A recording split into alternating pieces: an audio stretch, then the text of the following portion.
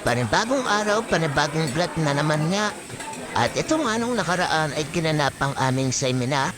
At ito nga sa building na ito namin ginanap ang aming seminar. Para na rin sa dry run ng aming annual report. At dito nga nagkakaroon kami ng pagkakataon para mag-isaayos at mapulido ang mga report na gagawin namin sa mga susunod na araw. At sa tuwing meron nga kaming gantong event ay hindi nawawala sa amin ang kainan. Sobrang generous na ng kumpanyang ito at talagang hindi kanya hahayaang magutom. At hindi na nga nakakapagtaka kung bakit halos lahat ng mga tao dito ay naglalakihan ng tiyan. Hala, minuki niya pagkatao. At ito na nga yung araw para sa aming 2 days retreat at annual reporting na dito nga ginanap sa St. Michael Retreat House sa may Antipolo. At kung mapapansin nyo nga ay napakaganda talaga ng lugar. At dito nga ay kumakain na kami bago sumabak sa aming report.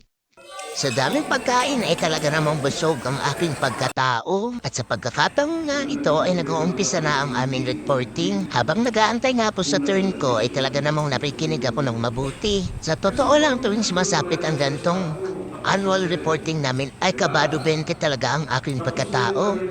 Dahil bago nga ako sa posisyong ito.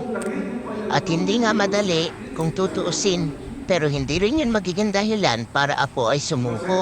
Kaya maraming salamat talaga sa mga superior ko. Dahil nandyan sila sa tuwing pinanghihinaan ako. At di talaga nila ako pinapabayaan. At lagi nila ako ginagabayan sa mga dapat kong gawin. Kaya bawat payo nila talaga namang pinahahalagahan ko.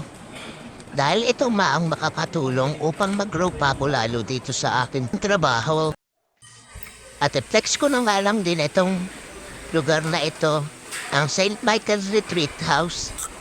Napakasolim talaga ng lugar na ito at talaga namang mapapamuni-muni ka.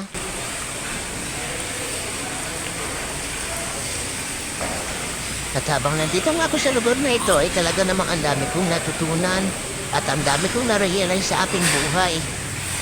Isa nga ito sa mga dahilan kung bakit nagtagal ako dito sa aking trabaho.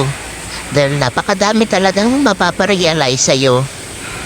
At talaga namang mamahalin mo ang kumpanyang ito.